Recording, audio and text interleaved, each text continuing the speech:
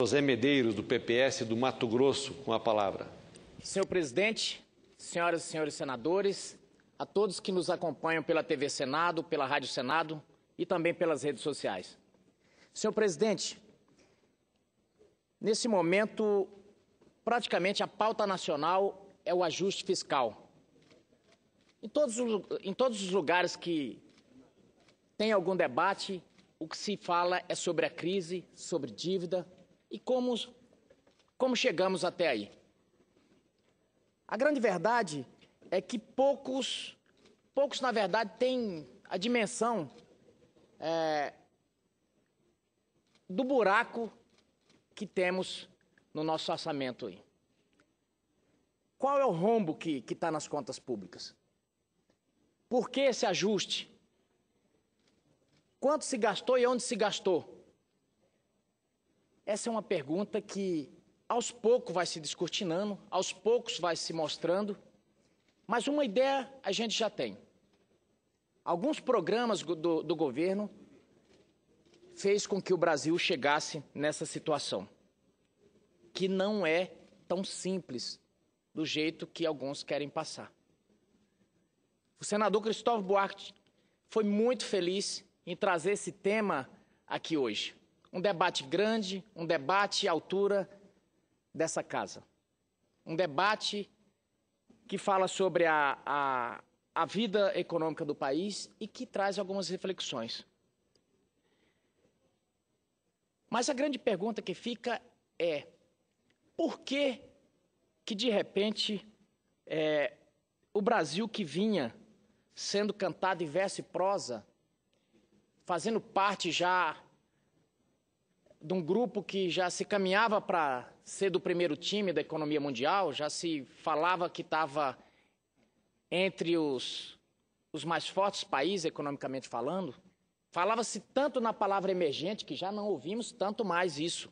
Falava-se tanto em BRICS, faz dias que eu não ouço a palavra BRICS, que era o grupo o bloco econômico, Brasil, China, Índia, África do Sul, Rússia, dos países que estavam se desenvolvendo. Mas mesmo ali naquele grupo, a gente já estava um pouco atrás, que era na questão da educação. Os dados já mostravam isso. Bom, mas do jeito que o país estava vindo de vento em popa, crescendo e se desenvolvendo, logo pensei, seríamos ponta também. E criou-se aquela sensação de que agora íamos. E olha que desde pequeno que eu ouço o senador Assis, que nós somos o país do futuro. Mas eu pensei, agora vai. Mas, infelizmente, descortinou-se o véu da realidade e estamos aqui diante do que aconteceu. Eu vi programas, e eu cito aqui o Moderfrota, que disse que era para aquecer a economia. E nós pensávamos que era. E depois a gente descobre que não foi bom para o país, não foi bom para ninguém, tirando para alguns que venderam algumas máquinas a mais, mas não aqueceu a nossa economia, porque na verdade essas máquinas vieram de fora, não ajudou o Brasil do jeito que pensava, porque na parte vamos colocar aqui, na questão dos caminhoneiros, por exemplo, causou um problemaço. Agora estamos com um excesso de 300 mil caminhões no mercado. Naquele programa dos maquinários que foram para as prefeituras, eu conversei com alguns prefeitos no dia da entrega e ali eu já comecei a desconfiar que tinha alguma coisa que não ia bem. Um prefeito chegou para mim preocupado e disse, fizeram o programa para entregar essas máquinas e colocaram todas as máquinas no município Polo para poder depois distribuir, obviamente, para fazer a cerimônia. E um prefeito de um pequeno município me perguntou, eles vão pagar o frete daqui até a minha cidade? Porque eu não tenho dinheiro para pagar o frete. E eu pensei, bom, se ele não tem o dinheiro, se na prefeitura não tem o dinheiro para ele pagar o frete daqui até lá, nas próximas revisões desse maquinário, porque são maquinários modernos, ultramodernos, e só tem como fazer as revisões na capital, ele não vai ter dinheiro nem para fazer a revisão, nem para o frete da revisão. Agora imagine se um motor ou uma bomba injetora do maquinário daquele se quebrasse. Então, eu já vi que ali tinha alguma coisa meia estranha. Mas foram distribuídas máquinas para quem quis. O programa de creches. Creches suntuosas, lindas. Mas muitos municípios, senadora Ana Amélia, estão com um problema agora. Porque o prédio vai custar, nós vamos ter que pagar a conta desse prédio. Mas o custeio disso é muito mais caro. O custeio disso é que é o problema. Mas eu vi também algumas coisas que aconteceram nesse programa, de construir creches suntuosas em alguns distritos. Construir uma creche para 260 crianças, quando no distrito tinha 30, 40 crianças no máximo. E assim foram. Assim foram vários milhões mandados no país afora, assim, sem muita métrica para medir, para você saber qual a relação entre o gasto e a eficiência desses gastos. E agora chegamos nesse momento em que, de repente, se acordou de que a coisa não ia bem. Mas eu quero passar aqui a palavra para a senadora Ana Amélia, que solicitou a parte. Senador José Medeiros, eu estou lhe ouvindo e pensando, vendo as outras coisas que podem complementar o seu raciocínio. Falou do Moderfrota, falou da entrega das máquinas. Estávamos hoje de manhã na Comissão de Agricultura, que o seu colega também do Mato Grosso, o Wellington Fagundes, mencionou esse fato. Não tem dinheiro para combustível, senador, da máquina que foi entregue na prefeitura. Imagine para o equipamento se quebrar. E, às vezes, não é esta a prioridade da prefeitura. Ela está precisando de um dinheiro para comprar remédio para dar para a população. Mas ela não é consultada, porque é um programa, claro, que dá visibilidade para o governo, vai o ministro lá entregar a máquina, tirar foto, aparece, é um bom marketing. Só que a realidade é outra. Moderfrota a mesma coisa. Aí tiveram que prorrogar as dívidas, as parcelas a pagar para os caminhoneiros que compraram as máquinas. É bom, a linha de crédito é importante, precisa estimular. E eu vou lhe dar um outro programa. Estou vindo agora de uma reunião com o ministro da Saúde, Arthur Quioro. Os prefeitos do meu estado, as UPAs, que são unidades do pronto atendimento, que fica entre a saúde básica, o atendimento à família e a alta complexidade, quer dizer, o meio de campo, extremamente importante, muito importante, desafoga uma ponta e a outra. As prefeituras estão bancando no mínimo a metade do custeio, porque construir a creche, que Vossa Excelência falou do programa das creches, é fácil. O prédio é fácil. O problema é o custeio, é funcionar. E aí é que está o maior gasto. Então, as UPAs, que o governo federal criou um programa muito bom, o governo federal deveria bancar a metade desse gasto, metade, 50%. 25% para a prefeitura e 25% para o Estado. Hoje, a prefeitura está, ela, bancando a metade, porque os outros entes, nem a União manda, está mandando 30%, 35% dos 50%. Então, como fica o planejamento financeiro de uma prefeitura municipal, de pequena, média ou grande? Esse é um programa. E, para terminar, não interromper mais o seu discurso, que está alinhavado com o pensamento lógico. As pessoas perguntam isso. O FIES, financiamento estudantil, Vossa Excelência e eu estudamos com bolsa de estudos. Nós sabemos da importância deste programa. 100 mil jovens que queriam acessar o ensino superior estão impossibilitados porque foi cortado o FIES por conta da crise financeira. Então, alguma coisa está muito equivocada, está muito errada em nosso país. Nós vamos descobrir o que está errado, não é mesmo, senador? Tomara, senadora Ana Amélia, tomara. E o que nos preocupa é que foram feitos esses gastos, mas, de repente, quando se acorda, parece que o susto é grande demais, eu não sei o que acontece. Alguém deu exemplo esses dias aqui, parece jocoso, mas eu achei interessantíssimo. Ele disse que, de repente, descobriram que a vaca estava cheia de carrapato. Falaram, temos que acabar com os carrapatos. E alguém teve a feliz ideia, vamos fazer o quê? Mata a vaca. Mata a vaca para acabar com os carrapatos. O certo é que nós estamos diante de um eu diria, o pós-festa, né? E veio a ressaca, e temos essa imensa dívida. E me preocupa mais, eu estava falando agora, eu estava vindo para cá e ouvindo no rádio, e aí me saiu um número, que eu quero até procurar a veracidade, porque eu não acreditei. Mas já está aí falando nos rádios. Que agora os gastos, a máquina pública, ao invés de diminuir, subiu 4%. Eu falei, não é possível, porque falou que é um momento de ajuste, vamos apertar o cinto. Só que manda que vocês apertem o cinto, que as prefeituras apertem o cinto, que todo mundo aperte o cinto. Agora, todo mundo tem falado, é importante o governo sinalizar esse aperto de cinto nos seus próprios gastos. Tem um ditado que diz, enquanto houver dívida, não haverá herança. Enquanto os recursos não nos sobram, estiverem empenhados em saldar o passado, não haverá neste país nenhuma alternativa. E é por isso essa preocupação com os gastos, com esse negócio da gente ficar sempre endividado. Eu fui moço e agora sou velho, senador Randolfo. Para usar o pensamento do salmista, mas eu sempre ouço falar que nós estamos endividados, e não tem coisa mais que impacte, que tire a gente do prumo do que dívida, pelo menos a mim. Enquanto não conseguimos estancar a sangria dos recursos federais, não haverá saúde, não haverá segurança, não haverá educação.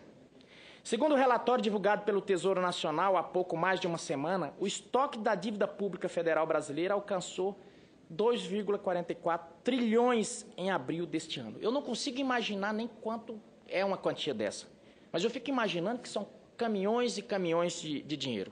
Trata-se de valor 2 vezes maior do que observado em 2005, quando era de 1,16 trilhão.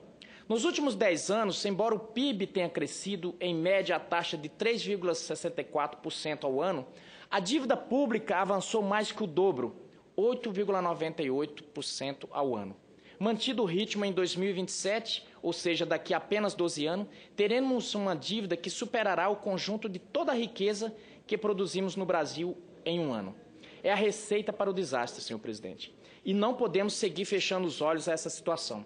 É importante salientar que a dívida cresce e cresce exponencialmente, apesar do gigantesco desembolso que fazemos.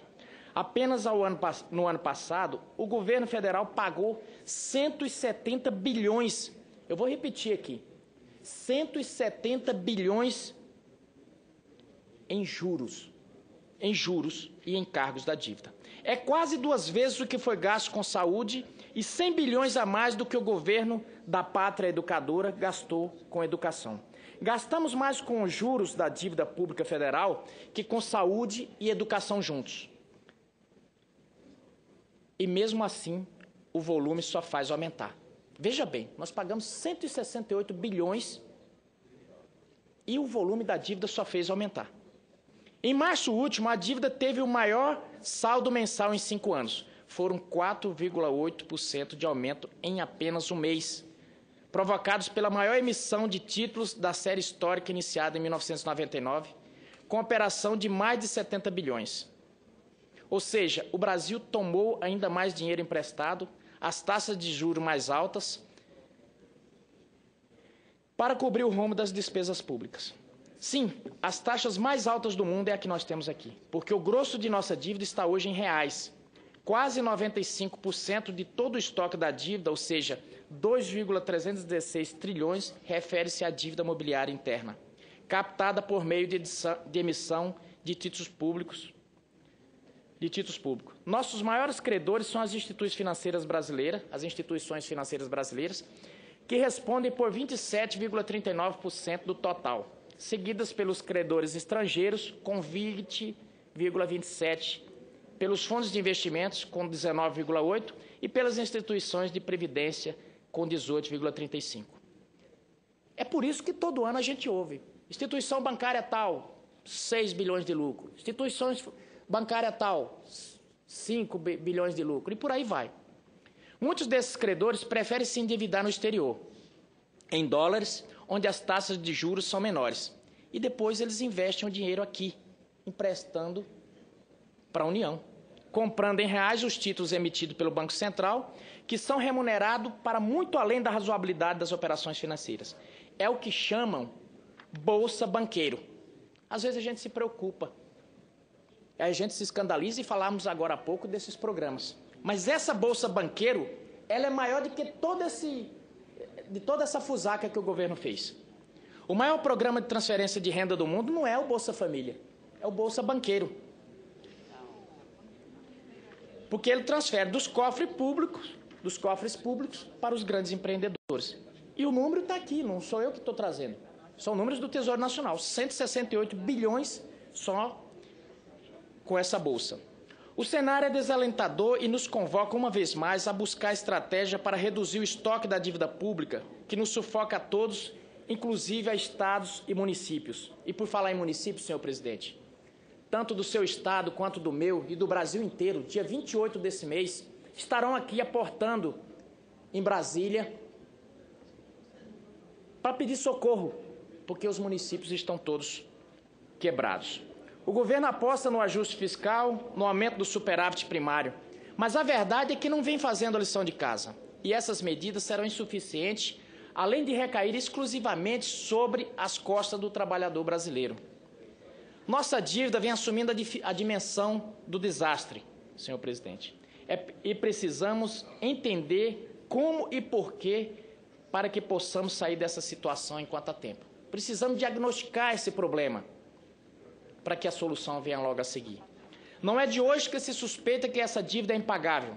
Ainda em 1987, logo após a última moratória brasileira, uma comissão deste Senado Federal, cujo relator era o então senador Fernando Henrique Cardoso, já denunciava a cilada em que estávamos metidos e motivava os parlamentares constituintes a inscrever, um ano mais tarde, no artigo 26 dos atos das disposições constitucionais transitórias, o compromisso com o exame analítico e pericial dos atos e fatos geradores do endividamento externo brasileiro.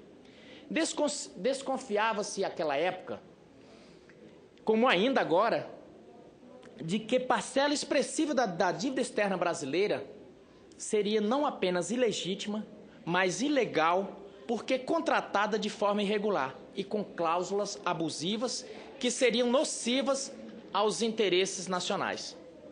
Pois bem, em 1989, senhor presidente, cumprindo a determinação da Constituição Federal, foi formada a Comissão Mista para a Auditoria da Dívida, cujos trabalhos foram inicialmente relatados pelo senador Severo Gomes. A comissão confirmou que inúmeros acordos de renegociação de nosso passivo teriam sido feitos sem a necessária aprovação do Congresso Nacional. No entanto, o relatório final da comissão nunca chegou a ser votado e suas conclusões, entre as quais a anulação dos contratos não referendados pelo Legislativo e a responsabilização criminal dos negociadores da dívida, jamais foram implementados. Ela evaporou-se. Ao longo dos anos de 1990, operaram-se os milagres da purificação e da multiplicação. A maior parte da dívida contratual podre foi convertida em dívida mobiliária limpa. E a dívida externa em dólares foi internalizada como dívida em reais, a um custo criminoso e extorsivo, com resultados desastrosos para o Brasil, que não apenas passou a dever mais e mais, mas viu sua moeda ser sobrevalorizada em relação ao dólar, com repercussões dramáticas para a balança comercial e a sobrevivência da indústria nacional.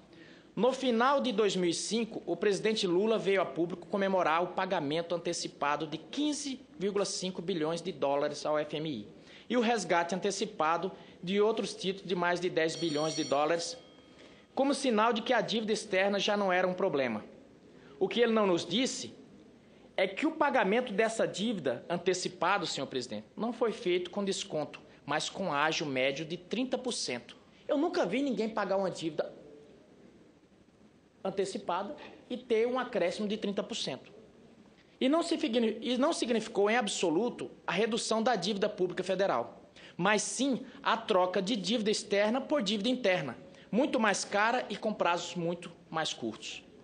Em 2004, a OAB ajuizou no Supremo Tribunal Federal a ação de arguição e descumprimento de preceito fundamental 59/2004, por meio do qual busca elucidar os termos em que foi construída a dívida pública brasileira, sempre encobertos pela névoa do sigilo fiscal.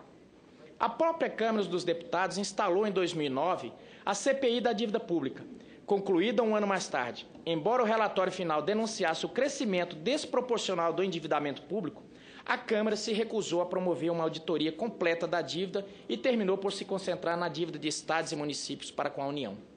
A recusa limitou o alcance das investigações, mas suas conclusões fortaleceram a necessidade de se alterar o indexador da dívida dos estados e municípios, que aprovamos recentemente. Infelizmente, não foram em frente os projetos que estabeleciam limites para o crescimento da dívida mobiliária federal, objeto, por exemplo, do PLS 567/2007 e do PLC 54/2009, que foram arquivados em dezembro passado, ao fim da última legislatura. Depois de quase 4 anos parados na Comissão de Assuntos Econômicos,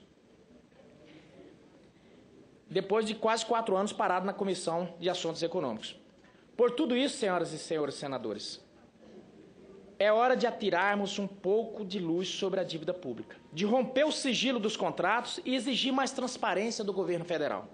Para isso, venho aqui sugerir que esta Casa desarquive o PLS 567/2007 e o PLC 54/2009, que já tramitam em conjunto, e proceda, com o apoio do Tribunal de Contas da União, a uma auditoria rigorosa de toda a dívida pública federal. É hora não apenas de limitarmos o crescimento da dívida pública, mas também de descobrirmos qual é efetivamente a origem e a destinação dos recursos que vimos tomando emprestado e que nos custam tanto, para que possamos estancar a farra dos especuladores e a sangria e os prejuízos bilionários ao Tesouro Nacional e ao Banco Central. A alternativa, senhoras e senhores senadores, é renunciar uma vez mais ao nosso futuro. E não podemos deixar aos nossos filhos, aos nossos netos, às futuras gerações, um país quebrado, que já nos baste o perverso e pesado espólio que recebemos de nossos antepassados. Nesse momento, senhor presidente, e já concluo, nós estamos aqui com a preocupação de aprovar duas emendas, que, a meu ver, além de não resolver o problema, ele agrava, porque aquelas duas medidas, 664 e 665, elas podiam ser feitas administrativamente, senhor presidente. Bastava que fiscalização. Se está tendo problema no seguro-defeso, aquilo ali era questão de fiscalização. No seguro-desemprego, fiscalização. Aliás, nós padecemos desse mal, de falta de fiscalização. Então, já que estamos aí querendo pegar as migalhas aí do lombo dos trabalhadores, poderíamos auditar essa nossa dívida. O que a gente faz? O que é que os economistas recomendam quando no orçamento pessoal a pessoa está muito endividada? Olha, que recorra aos seus financiadores, que vá renegociar o cheque especial. Pois bem, temos uma dívida tamanha que cresce. Precisamos falar sobre isso também. É o momento.